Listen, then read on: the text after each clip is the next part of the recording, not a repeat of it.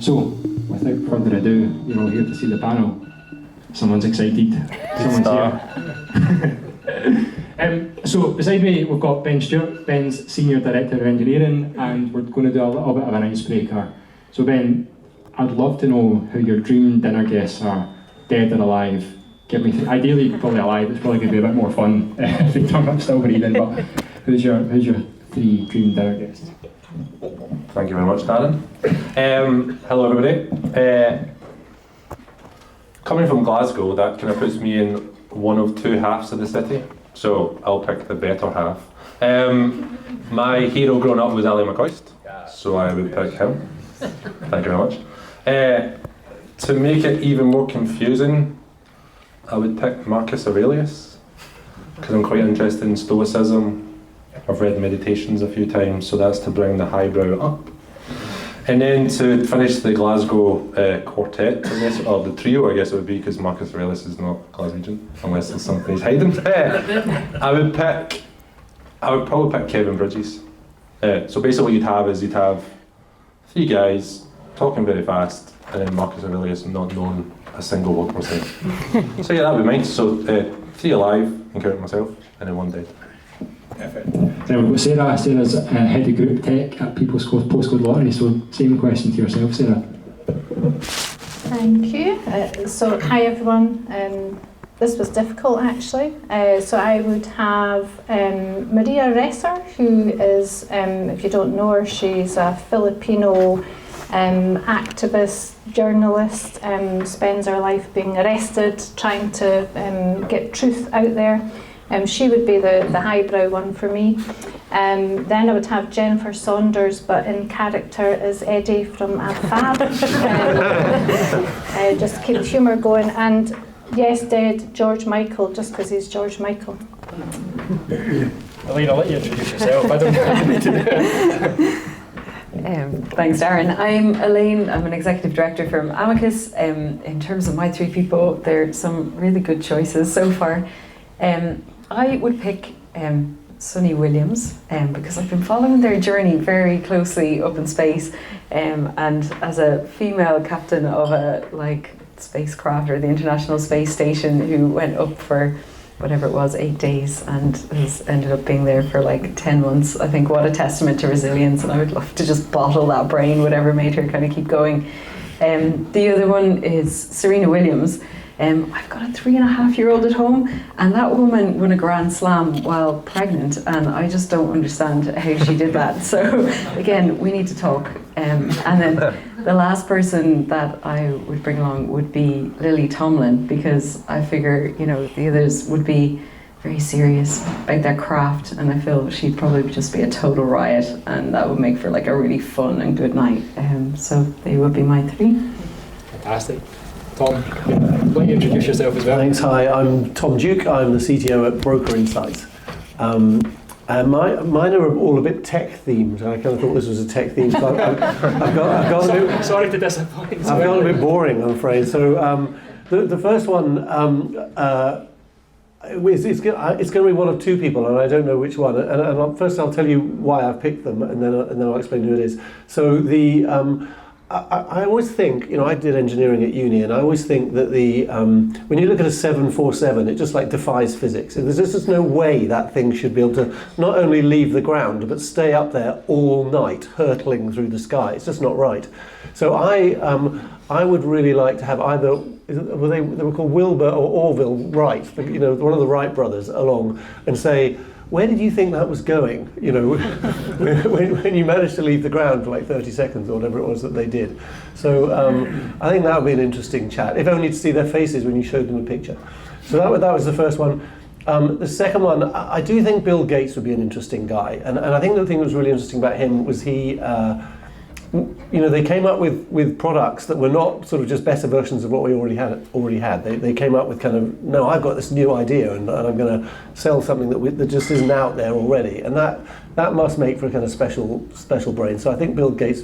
Sorry, I don't mean Bill Gates. I mean Steve Jobs. Sorry, I'm most dreadfully embarrassed. Different party. So And then the last one, I mean, I do have a lot of questions about AI. You know, I meet a lot of people who claim to know about it, but when I actually ask them questions, it turns out they don't. I'm not an expert. I'm trying to learn, but it's difficult. So there's a guy called Andrew Ng who worked at Google in AI and has founded his own AI company now in the US and knows a lot about it. So I'd quite like him along to just grill him about where he thinks that's going. So those are mine. Perfect. I don't normally answer questions, but I'm going to be self-indulgent tonight. And I had to rethink about when I was asking you guys the questions as well. So I think for me, Brian Cox, as in the physicist, love space, so I'd love to pick his brains on that. David Attenborough, who wouldn't want him there? And I also picked Ali McCoist, just to see his expression when David Attenborough was talking about animals and how excited he'd get about, I don't know, a ring-tailed possum or something, can you imagine? So that would be mine as well. So on to the serious stuff. So, you know, leadership is tough, right? And there's good days and bad days and things you learn from. So, Ben, you're sat next to me, so you're right in the hot seat, but what's the biggest mistake or fuck up that you made as a leader, and what did you learn from it? Nice F-bomb. We're setting the scene for you. I think the more, even the, when you're starting out as a manager and you become more senior, you soon realise that the things that you really want are people who do what you say, listen to you sometimes, and really take on your advice and do something with it. And then the worst thing happens, that people listen to what you say, they take you on your advice, and they actually do what you're actually trying to say. So I think actually the blast radius sometimes of comments you make or things that you say, you don't actually understand sometimes the ripple effect they have. So a specific example I've had is I have quite a thick Glasgow accent, as you can maybe tell. Skyscanner is full of all sorts of different people who speak all sorts of different languages, and something I say might be misconstrued very, very differently to what they take it as. So I spoke to a team one time and I was really, really impressed with what they were doing. So I basically said, I'm really happy how much you're knocking your pan in. In retrospect, what that team thought I said was, you're making a lot of noise and stop complaining. So the blast radius sometimes, and that started to kind of permutate down the org. People were saying, oh, Ben's really angry, he's like saying we're all kind of noisy and we should shut up. And then really I had to kind of take a step back and go, okay, my communication needs to be a lot clearer. It needs to be very, very simple, and I need to not use colloquialisms. So I think one of the things I've genuinely noticed is, with kind of the Peter Parker principle, is like, with great power comes great responsibility. And sometimes it's better just to not say anything in quite a lot of cases, and then maybe write something up or talk to somebody about it, rather than just blurt out the first thing that comes to your head. And yeah, that's something I'm still struggling with today, to be honest with you. Sarah, same question to yourself. Thank you. Yeah, I was saying to someone earlier tonight, I'd be saying, oh God, which one do you want me to talk about? Like, there's so many things I've done wrong. And I think it's difficult if you're, so you want to be inspiring, motivational, positive, etc. And I think it's quite easy to just get into the situation where you feel like you have to praise everyone and sugarcoat things. I've been a victim of it, and I've also probably done it myself, you know. And I actually had one of my managers saying to me, it's not a school, everyone doesn't have to win, you know. So I was like, well, we need to do something for the whole team. And he's like, nah, but it's actually those people that have done something above and beyond. So I guess that's one thing, just not sugarcoating things, being a bit real, making yourself a bit vulnerable and admitting when you've made your own mistakes. It gives people the confidence, I guess, to be more open about their mistakes, fail fast and all that, learn and do things differently. So that's one thing I've learned, is just to be a bit more open about my own mistakes and failures, and celebrate. You know, you don't grow if you don't learn from something. So yeah, I think that's one of them. Good answer. What about yourself, Elaine? Yeah, lots of good learnings from there. I think for me, part of the reason why I think whether you're a founder or an exec or a leader, that you're so successful is likely because you've got a really good optimism bias, and I think sometimes that can gay in trouble. So I know a long time ago in a galaxy far away, I was working with a team and we were like creating some new feature or something like that, and we'd spent loads of time on this feature and making sure it was polished. It was absolutely fabulous. It looked great, and then we deployed it and nobody used it, and it was just like a really sad moment where we were like, oh crap. And it was so long ago that I don't think people were talking about that in the same way that they do now, in terms of that thing about you need to shorten the cycle and you need to like do very quick discovery and you need to learn and iterate and all of that. So I think over the years that's definitely something that's really stuck with me about you know, just being able to kind of just say done is better than perfect, and you know, you need to be able to just like learn your learnings in as short a time as possible, but to do that, to follow up on your point, you need as much safe, like psychological safety within an organisation as possible to enable people to feel like they can fail. So I would say that has kind of stuck with me as a learning along the way. Thanks, Elaine. So a bit like the others, I'm going to say that I have a lot of mistakes to choose from, and that's even excluding the ones that I'm never going to talk about in public. So, but the ones that I am prepared to talk about, even then, there's so many that I had to, rather than just sort of say, well, here's one, I'm going to sort of lump them together into a category, and I think there's a whole category of mistakes. There's a category where of mistakes that I've made quite a lot, and it's primarily about fixing the problem that I have today, focusing on fixing the problem I have today, rather than thinking about what problem I'm going to have tomorrow. And so, you know, I get fully engaged in solving whatever problem it is, you know, and I emerge from whatever it is and discover I've done something completely irrelevant. You know, we've run a project which no one wants to buy. We've, you know, I haven't looked ahead at what is happening, and what that means is just looking at the trends of what's happening, and then, you know, just think, well, that's going to get more, so I need to do something about that. And so there's a number of times in my career where I've done projects that I was incredibly proud of, and then I've discovered that I actually rearranged the deck chairs on the Titanic in a beautiful pattern. So yeah, I suppose that's my... I can shout for this one because we're going to stick with you this, Tom. But I think we need to normalise failure more, especially in this industry, because it happens every single day, like every minute, doesn't it? Like we're always like failing and learning, and I suppose we're a result of all those as well. So I think it's just having that psychological safety where it's okay to do it, and you know, we're not viewing that as a sort of overall failure, but it's just a lesson that we can all learn from as well. So I guess with leadership it's all about balance, right? So starting with yourself, Tom, how do you balance the sort of long-term vision of your business, so things like innovation, AI, sustainability, with the short-term goals, actually delivering what you need to do here and now? How do you sort of manage that balance? Yeah, and so this is the question we face kind of every single day, and of course there's always short-term pressures, and we always have ideas on what we want to do longer term, and so there's a quite specific mechanism that I've adopted, which I find works for me, which is to do the detailed planning on those strategic things, whether or not you have time to do them. So you might not assign people to actually work on it, and you know, you might not put it on the roadmap, but actually make it real by thinking, okay, well, we want to do something with AI. What do we want to do? And you know, start getting into actual specifics of what you want to do. Plan it out, discuss it with the rest of your team and with your fellow execs and all that stuff.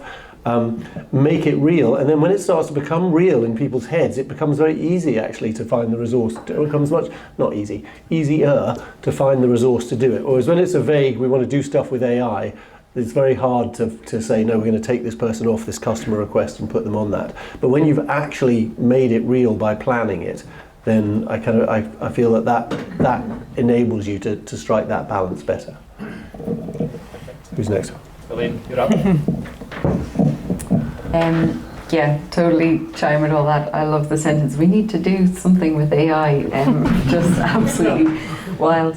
I think at Amicus we tend to use the phrase a lot about how we stay like industry aware but client focused, and I think that's really important for us. So I think obviously there's that like urban tale about, you know, Microsoft developing the the iPod killer, and it was just about to go live, and a week beforehand Apple launched the iPhone, and it was like they weren't even paying attention to what Microsoft were doing, they were just doing their own thing. And so I think in many ways, like, we just try and follow our clients in that and follow what they want and not get too bogged down in whether it's AI or whatever specific innovation. In some ways, and this might be an unpopular opinion, some of the kind of new innovations that we've seen popularized in the market. So, for example, we had a case where we were doing a pitch for a company, and there was a kind of competitor there, and they were saying, well, what we offer is blockchain, and everyone was getting really excited about that. And the client, who I won't say who it was, but it was a government client, were saying, oh, this is very exciting, we get to bring blockchain to government, this is so cool.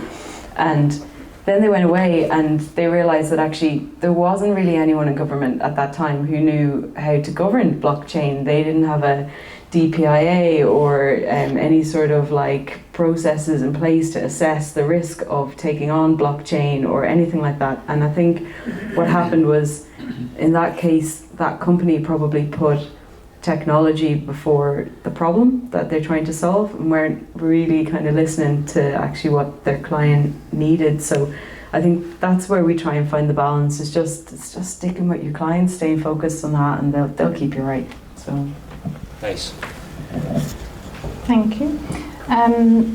Yeah, I think for us, well, we have customers, we have players at Postcode Lottery, so a lot of what we do is to try and find new ways to engage them and find things that excite them and make them want to play the lottery. So we do try to carve out time, so we have like a Friday fun every second Friday. It doesn't always happen, I have to be honest, because sometimes there are deadlines, but I think just the permission to spend that time with a combination of kind of blue sky thinking, just like go out and what would you do, what would you want if you were a customer or a player, but also using the data that we gather in the business about trends and player behaviours and what might they be missing and what could we do. And actually some of the things that the teams have done, this is the danger as well of allowing like hack days and things like that. You get other department businesses going, that's great, when can we get it? And you're like, oh well, it was actually only a proof of concept, it was just a few hours, you know, if we were to do that for real, then yeah, we need to prioritise it against all the other things you'd like.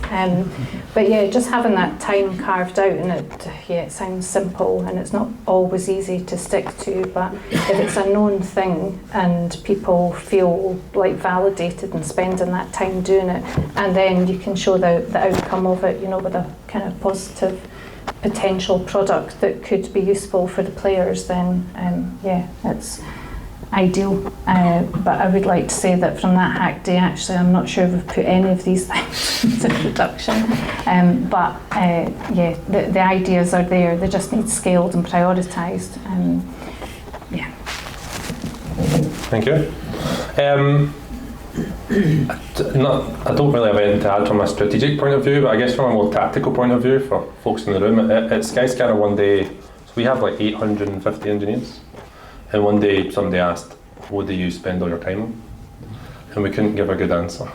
So basically what we did is we started bucketing all the tickets we worked on, and we bucketed them into 4 different things. We basically said, you're either working on keeping the lights on, you're either working on making your product better, you're either working on making your product easier to maintain, or you're working on brand new product.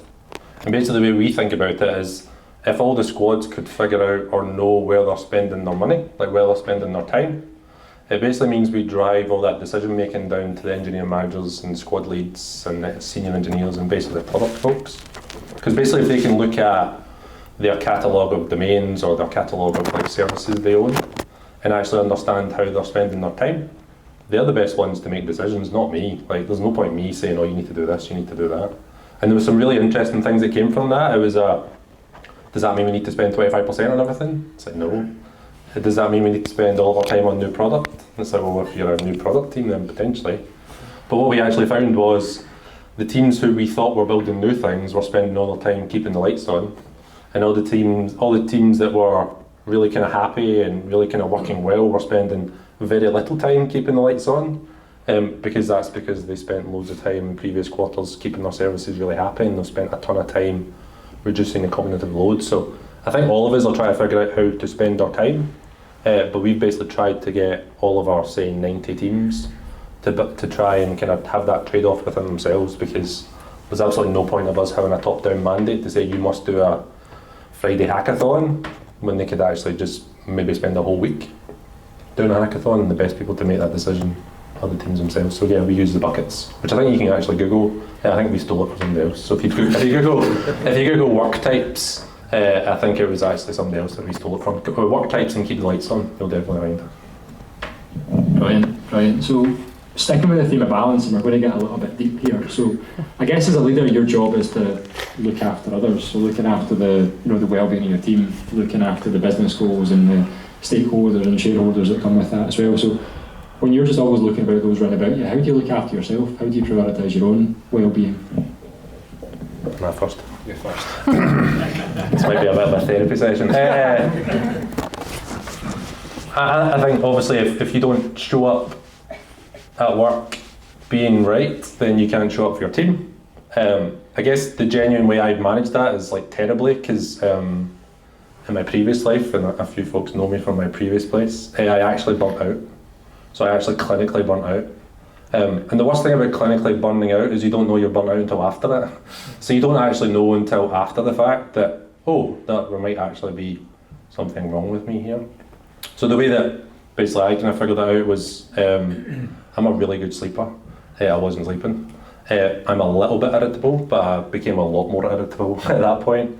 And basically I just kind of began to just kind of plod along and kind of really kind of space out, not really remembering a ton of stuff, and that was because I was just working and working and working. So I guess genuinely from that point, I made a bit of a life decision around, okay, I know what the floor is, so the way for me to show up for my team is to obviously make sure that I don't ever get into that state again. And like Skyscanner's been fantastic for me. I have basically barely worked any overtime. I could probably count the number of times I've worked past 6 o'clock on like 2 hands, if I'm being genuinely honest with you. We spend a ton of time looking at things like we get free headspace and things like that, meditation apps, and we get a whole bunch of benefits. My last place wasn't that kind of forward thinking, but I think genuinely if you're not kind of putting on your own oxygen mask first, you can never really be expected to take after a whole bunch of people. So yeah, and I've also had a lot of really, really close colleagues and close friends at work that kind of go, are you okay? And sometimes the worst answer is, yeah, I'm fine, because obviously most folks know that that's not the right answer. Most folks know there's something in there. And usually if somebody asks me if I'm fine, and I take a little bit of time to answer because I don't want to lie to them saying, yeah, I'm fine. So yeah, there's a whole bunch of things in there. So yeah, burning out, I wouldn't recommend it anyway. If you want to talk to me about it, more than happy to. And then obviously it's about kind of taking care of yourself first. Okay, well, thanks for your honesty. I thought about this one because I thought I'm not very good at taking my own advice, so I give this advice to other people. Oh, you shouldn't be working on holiday. You shouldn't be reading your emails in the evenings. Yet I find I do it myself. So that would be the first piece of advice to myself, is to take my own advice. But yeah, I think it's really difficult. I've got 2 children. They're not children anymore. They're adults. They're 23 and 20. But I've worked right throughout. I'd had a couple of years off in the beginning, but worked right throughout. Done a variety of hours trying to be the person I was before I had children, and still work full time and still take on exciting things that I felt I should be doing, but also be the person at home looking after the kids and doing the pickups and the drop-offs and all the guilt of, oh mum, you're the only mum that doesn't come to the show and tell. And I'm like, really? Because I know other people work, and then I take a holiday and I go along and I find actually that's a load of nonsense, thanks very much. But yeah, the pressure to just be everything, you want to be like a good parent, and you want to be a good leader, and you want to lead by example and demonstrate all the right things. So you tell your team, take time off, make sure you have a good work-life balance, and then actually doing it yourself is quite hard, to be honest. So yeah, I don't think I've really worked this one out properly. I'm maybe still not finding the right balance. But I think what you're saying I can resonate with. My current line is, yeah, living the dream, to just, it turns it into a joke when I'm actually maybe not living the dream, and I thoroughly enjoy my job. I love working for People's Postcode Lottery. It's the best job I've had in my life and best place I've ever worked. And they really invest in people, and it's all there. It's just I need to take it. So, massages at work. We have massages on a Wednesday. I've had one. I've been there 10 years. So take your own advice and find the time to carve out for yourself, because no one else is going to do it for you. Still working on that one. Yeah, definitely echo everything that's been said so far. I think it's really difficult, and I think sometimes we kind of see this idea of there being a difference between looking after you and looking after the people, and actually I think you can't look after the people unless you're looking after you, so they're kind of actually just the same thing. And then the other thing that sometimes I come back to is that it's not actually looking after me or you, looking after you is not just a nice to have, it's like a business imperative. You are going to be a risk to your business if you're not looking after yourself, because you ultimately will burn out, you'll not be performing at your best and various things. So it's actually, if you, while you think you're maybe kind of really investing in work and supporting growth and various things like that, in some ways it can be a bit of a counterintuitive process. So in terms of how to combat that, I don't know, I am still learning that myself. I think trying to have really open communication and boundaries is really important. So I know my wife and I, on a Sunday evening, because we also have a 3-year-old, we will sit down and we'll do a look ahead for the week, and we'll talk about, who's doing the drop-offs and the pickups and who's got the car. But we've incorporated into that a bit around where is your time in this week, and so we try and act as a bit of an accountability partner for each other in that way, and try and enable each other to do stuff, whether that's exercise or just some time with friends or different things, and that really helps. And then I think beyond that, it's just again trying to kind of leave before 6 o'clock and stick to those boundaries. I think since becoming a mum, that's been a massive shift for me. Suddenly my hours, my day is really compressed, because I have to do drop-offs in the morning or sometimes pickups in the evenings, and your day is capped. And I kind of think, God, if I can do this for this little person, why could I never do that for me before? So whether you're a parent or you're not, do it for yourself. It's okay, to start when you start and to finish on time and various things. So you will be more productive by actually sometimes working fixed hours and not overworking. So unpopular opinion potentially, but you deserve it. It's okay. Thanks, Elaine. So a lot of what they said is sort of rings true for me as well. I will say there has to be an element of kind of selfishness about it, and that's not just true for sort of leaders. I think it's true for everyone. If you're going to do your best at work, you've got to look after yourself, and so you've got to work out what are the things that are important to you, and do those things. For me, if I don't exercise regularly, I get very irritable. So I have to do that. And so, I just take the time to plan it out, a bit like you were saying, Elaine. I think there's one other point for me as well, is, the whole thing has to be a sustainable journey. You always hear the thing about your career being a marathon and all that stuff.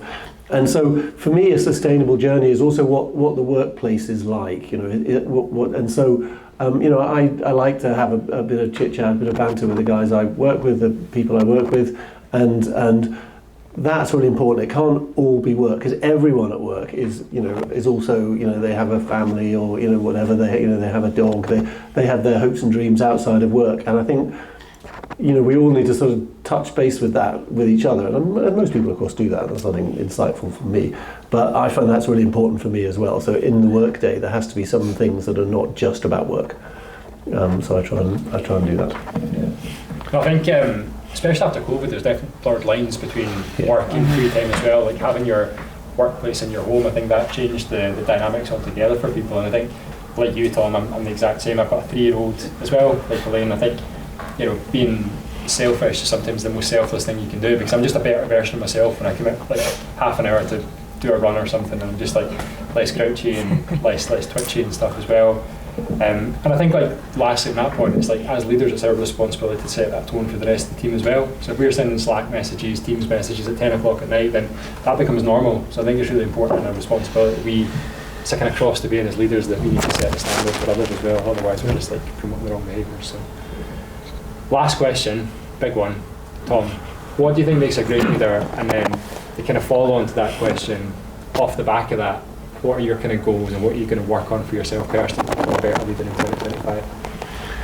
Okay, so this is obviously a difficult question, and I don't think I really know the answer. But I'm going to say what I came up with, which is kind of two things. Back when I was like a teenager, I was just a really unpleasant person. I was rude, I was abrupt, I was certain I knew the answers to everything. And since then I've learned that maybe I don't know all the answers, and so treating people around me with respect, listening to what they have to say. Is really, I think, is one of the things I have learned and I try and do, and it makes. I don't know that I always manage to, but I try to. One of my colleagues has a notice board on his car. I hope that it's aimed at his teenage son rather than me. But it says "Don't be a dick," and which is good advice. And so I try and do that at work. Because it sounds easy, but it's harder than it sounds. So that, and then a little bit related to that as well. I think I personally have to really watch out for that situation where I think I know what the answer is, and I want to impose my view of what needs to be done or what we should do on other people around me, and I have to try and catch myself from doing that, because you're not getting the best out of your team if you're just telling them what to do. There needs to be a discussion. There needs to be, tap into their creativity, their innovation, and their thoughts, and genuinely listen to what they have to say. Which is again easy when you come in and you think, I know what needs doing here, but you need to sort of balance the whole thing together. So listening to my team, I think, is a really important thing. So those are the things I work on.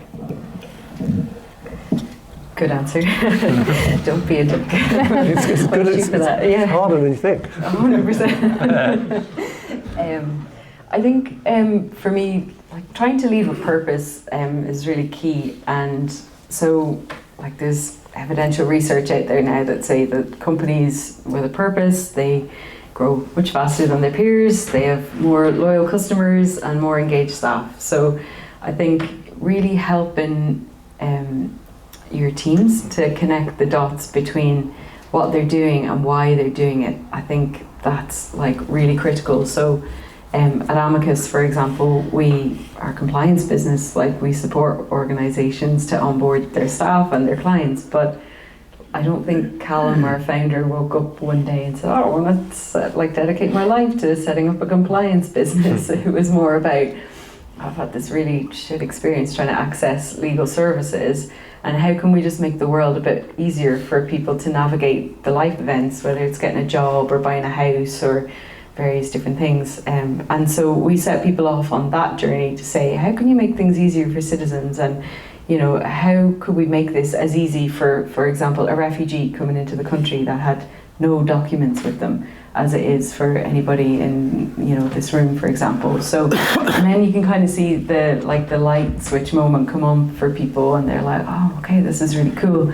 And I think when you try and lead with purpose, like, I don't really need to sit and tell the teams in our product teams, like, oh, you've got to comply with WCAG 2.1 accessibility standards or anything like that to meet this government thing. It's like, they just know we want our product to be enjoyed by all, because that's what we're trying to achieve. We're on this purpose-led mission. So I think the companies who kind of get that right and can kind of really lead with that purpose, I think I see doing a lot better, and the research kind of backs that up. So for me, I think the thing I work on to the follow-up question is about just really improving the communication around that and helping people to build their context, find their personal why in the organisation, but also really connect with the company's organisational why as well. Thank you. yeah, definitely resonate with thoughts that you've both said, and yeah, I think I'm lucky at the Postcode Lottery that we do have a real strong sense of purpose. We exist to raise money for good causes and charities. But I guess my leadership style is to lead with empathy and humility. I was raised to treat people the way you want to be treated yourself, and that sticks with me, because the people that I have admired and respected and actually worked hard for are the people that are empathetic and humble. I think these things are really important, and you could call it like servant leadership, or I want to empower the teams. I will never take credit for anything that anyone else does. I want the teams to have credit, and I want them to be a supporter behind, leading from the back, you could call it. So that's what I try to do, and I hope that gives them the space to be able to grow. And I've been treated like that. I've been done a number of roles at the Postcode Lottery, and I'm in a senior position now, I think through following people like that, so I've had a lot of good role models to follow. And then in terms of what am I going to focus on for my leadership, so I'm a certain age, I'm not a young person. Well, maybe you could call me semi-young, I don't know. But we've got a lot of young people coming in. They've got great ideas, different experiences, different perspectives on life. So that's what I'm trying to focus on, is the next generation and what they're going to need from a business, from a leader. It's not going to be the same as it was. It's not the same now as it was 5 years ago, 20 years ago, definitely not. In another 5 years it'll be different. About AI, and yeah, let's do things with AI. Sounds great, but there's so much to learn and do differently and better, and so that's what I'm focusing on, is to look at the next generations coming up and what they're going to need from whoever is doing my role in the future. Thank you. I think the leaders that I tend to follow or work for are relatable.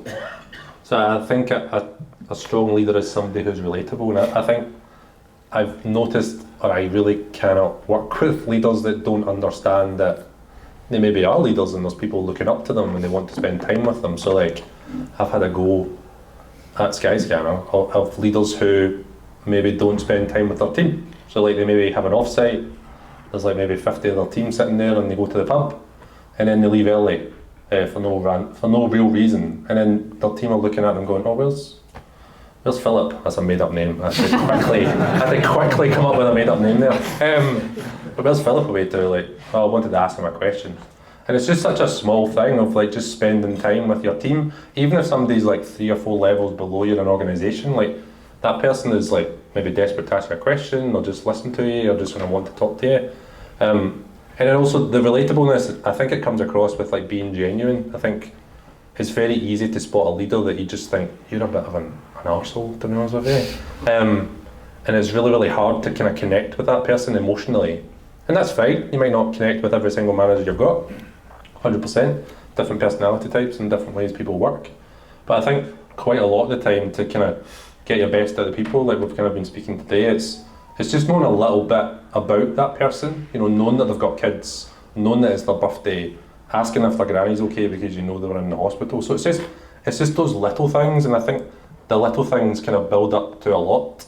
One of the tricks that I do, and now if I've done that to anybody in this room, I apologise. I'm quite observant, especially when it comes to trainers.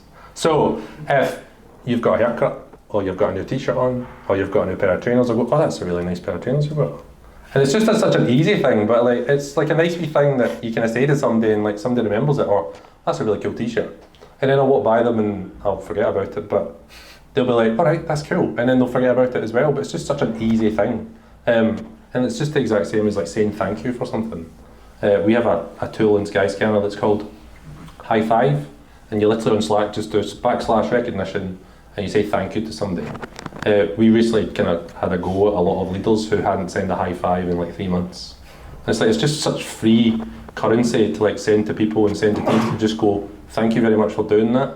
I appreciate what you do, and please keep doing it. And if you want anything in the future, give me a shout." So yeah, just that humility. And the thing I'm working on is definitely that, and it's probably a lot more communication as well. I think these days verbal communication is going to be so important, because I think it's very hard to tell if somebody's written something, or ChatGPT has these days, and you can probably notice that person's got really good pronunciation so far, or punctuation, and I've never seen them use a Z before in that way. So I think that the kind of difference between like those kind of elite leaders now, I think will definitely be how they communicate on Zoom, to your point of being in COVID, one-to-one, and then definitely in kind of forums like this. And I think kind of personally I got a coach and stuff to kind of look at, and looking at a few YouTube videos around how to warm up your tongue and make sure you're saying things properly, because I've got a very lazy mouth.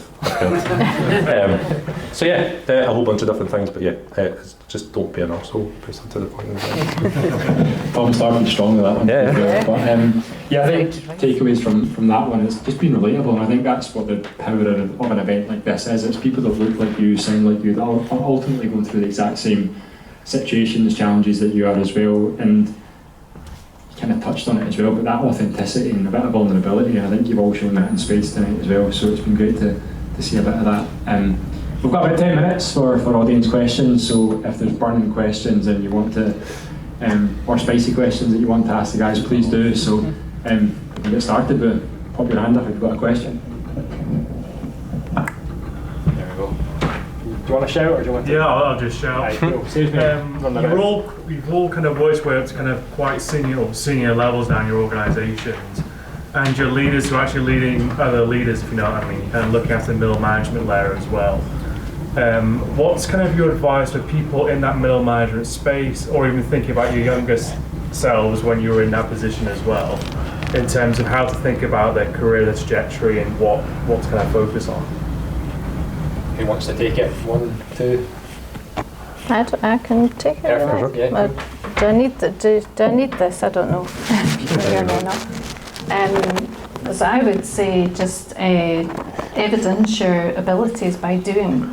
Like, just do the thing that is the stretch goal, or it's not your job, or it shows that you're capable first of all, but interested in development, and interested in being at that next level. And I do think that's how I've been promoted, is just by, it is a kind of roll your sleeves up and get mucked in kind of business, so that worked well for me, because I was quite happy to do that. And I think just by demonstrating, doing it without being asked, and I know maybe in every organisation it doesn't always work. If maybe it might be stepping on toes, I don't know, in a more kind of hierarchical place, but where there's freedom to do that, then I would say just do it, and then before you know it, you've proven already that you can do the job. Anyone else? Yeah, I'll have a little crack at it. So I kind of think that in many ways leadership's not sort of bestowed, it's like grasped.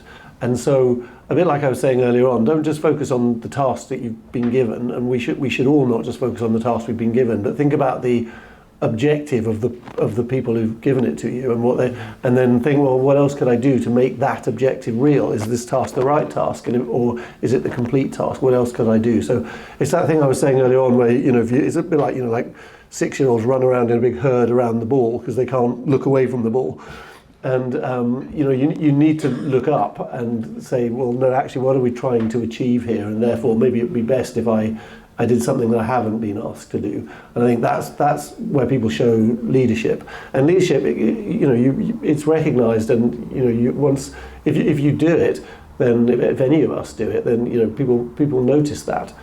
And so but just doing what you've been asked to do isn't leadership. And I think that's true at every level. It's true for everyone. So.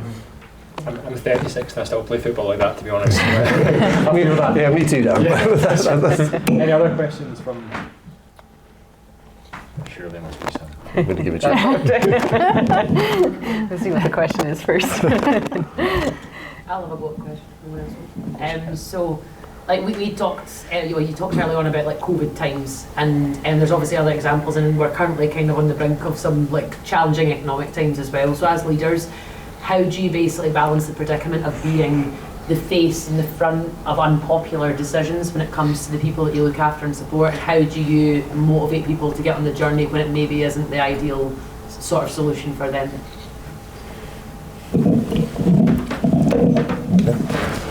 is something happening in the States or something like that? COVID times for Skyscanner was quite interesting because we put planes in the sky. So if there's no planes in the fucking sky, well, I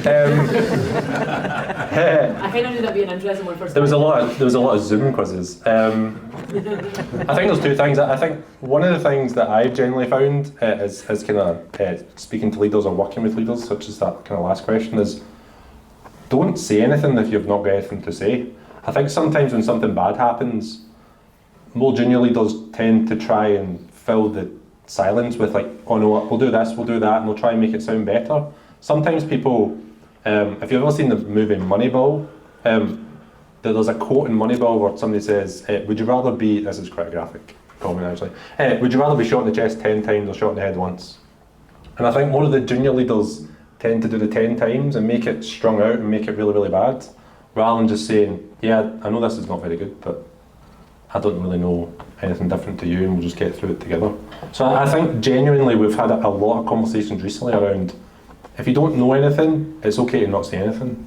And especially during bad times, like unpopular decisions, it's very easy to say, oh, it's, you know, the people upstairs, or, you know, I don't agree with it too, but unfortunately sometimes you need to kind of toe the party line sometimes, and you might feel a little bit sick in your stomach doing it, but you can tend to sleep at night if you just don't say anything sometimes, and just say, okay, we'll get through it together, or let's look on the good side, or we can do this instead, or how do we make this slightly better for ourselves? And definitely COVID was that. COVID for Skyscanner was a lot of really tough decisions. I think it's really been one of the only times where we've made people redundant within Skyscanner, and we basically went, yeah, it's shit, but let's lean in and get people laptops and build websites so people can get their access to CVs, and let's help folks rather than just dwell on how bad it is. So I think you need to be back to the kind of comment earlier from Elaine of like being an optimist sometimes, and you probably need to kind of put your head in the sand sometimes. But yeah, I think I've personally found not trying to make it better and having that bit of candour with somebody that to just say, yeah, I feel a bit rubbish about it too, but we'll just need to see what happens. I think people do respect that rather than just waffling and making it sound better. If anybody else. Any other questions from the audience? Thank you for this one. Or anyone else want to? All good? Perfect. Well, the guys will be around afterwards as well, so please do stick about. There's networking, there's drinks, there's lots of food to be eaten as well. But before we do that, massive round of applause to Tom and Lee.